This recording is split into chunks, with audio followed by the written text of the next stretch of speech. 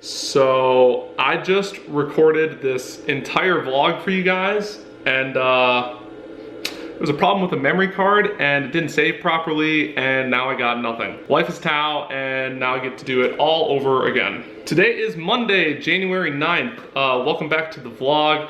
First off, if you guys have not seen the previous parts of this vlog, make sure to watch them first so you kind of understand the context of what I'm talking about. This is kind of a series of videos just going through my whole decision-making process when it comes to making a roster change and ultimately deciding what our team is going to be for the 2017 Halo World Championship. Now, a lot has happened since the last video. I believe the last time I talked to you guys was Wednesday, which is right before I left for CES. If you guys haven't seen those yet either, there are two videos on my channel right now. One detailing my whole way back to Las Vegas, and then the second detailing my whole day with PPD, our new CEO, Peter, at the Hisense booth at CES, which is a really big deal out in Las Vegas.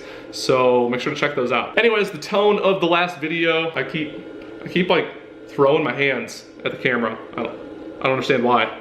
The tone of the last video was fairly positive. I think I ended it on a pretty good note, or at least a good understanding of like where we were at.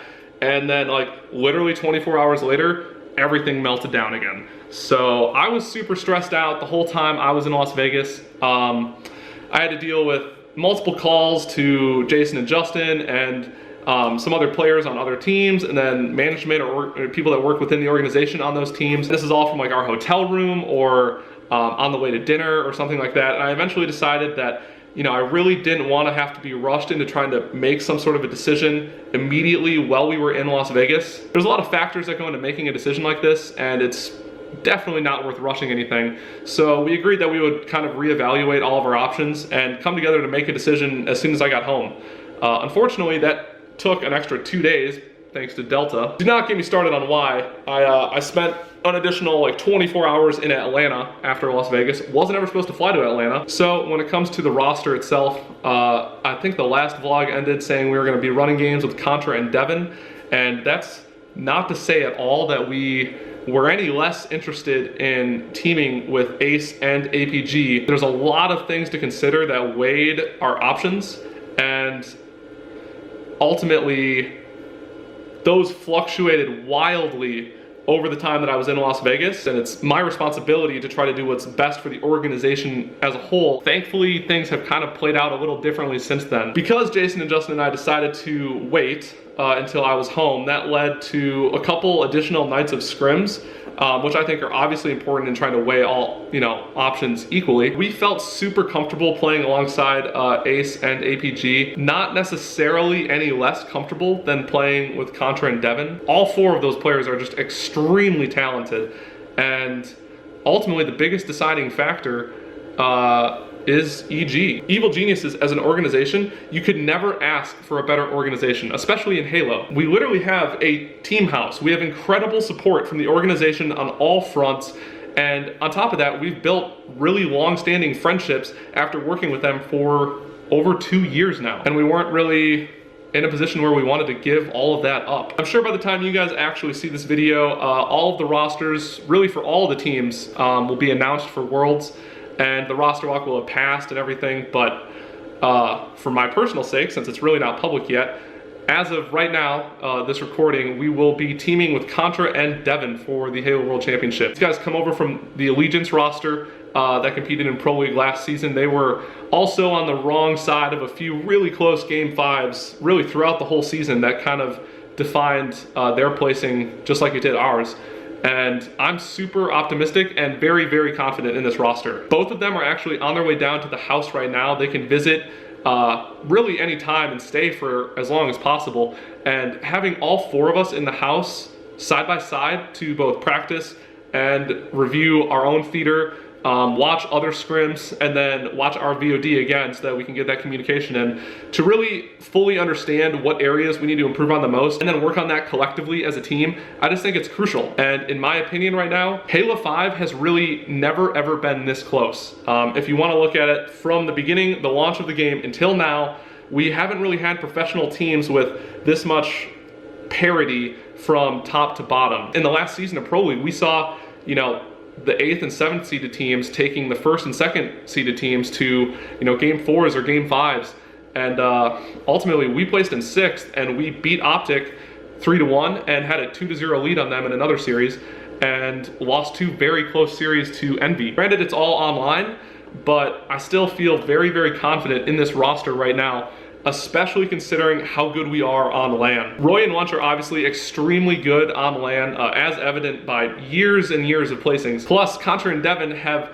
a history of placing extremely well on LAN in Halo 5. If we look back to the North American Finals last year to qualify for the Halo World Championship, they were on the Denial roster that placed 2nd, only losing to CLG, and then carried that momentum on to the Halo World Championship, where they placed 3rd, 4th, since there was no losers bracket.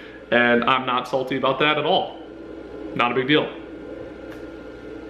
But there is a loser's bracket this year, thank God. Their most recent LAN was at Las Vegas, and they came in kind of as an underdog since they were hovering around that 7th, 8th seed in Pro League and ended up finishing 3rd, which is very, very high. Obviously, finishing in the top 3 is an exceptionally good placing on LAN. Anyways, both Contra and Devin are on their way to the house right now, where we will be scrimming from tonight. And for the foreseeable future, at least the next week or 2 leading up to the first HWC qualifier, which is going to be at UGC St. Louis a week from Friday. I think it's the 20th to the 22nd. Personally, I'm very optimistic about this lineup and extremely confident in this roster for the Halo World Championship. And I think as an EG fan, you really should be too. With the difference between placing 6th, 7th, 8th, and 1st, 2nd, 3rd, really not that much of a difference right now. With the parity between teams in professional Halo, I think being able to practice from the same location and really just grind to increase our teamwork and our foundational understanding of how we want to play every single situation in a tournament, I believe we really have a unique opportunity to maximize our potential that, you know, most other teams really don't have. Oh yeah, and one other thing that's changed since the last vlog entry, 2 things. The age limit was reduced for the Halo World Championship qualifiers in different regions, which definitely impacts some teams. Shotzi is a player that most people are familiar with by now, but he's obviously extremely talented and was previously too young to be able to compete.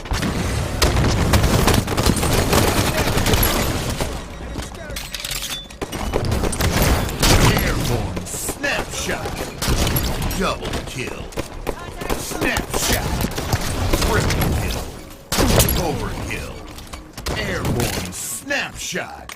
On top of that, if you guys are unfamiliar with Ogre 2's roster, Tom's Tots, as he likes to refer to them as, they are kind of surprising a lot of people, myself included to a small extent. Like, I obviously expect a lot out of Tom, and I don't want to say any scrim scores exactly because I'm not 100% certain, but I don't believe they've lost a scrim yet. I think they played Boo Boo Doo Boo's team just the other night, and obviously we're a long ways out from the point where we qualify, but I don't know. I think Tom, Ogre 2, throwing together this roster of you know, up and coming players is easily one of the best storylines that I can remember, like, going into a Halo tournament. This type of stuff doesn't really ever happen, and I'm just really, really curious to see how this plays out heading into the Halo World Championship this year. Plus, I'm just a huge Ogre 2 fan, so obviously I want to see them do well.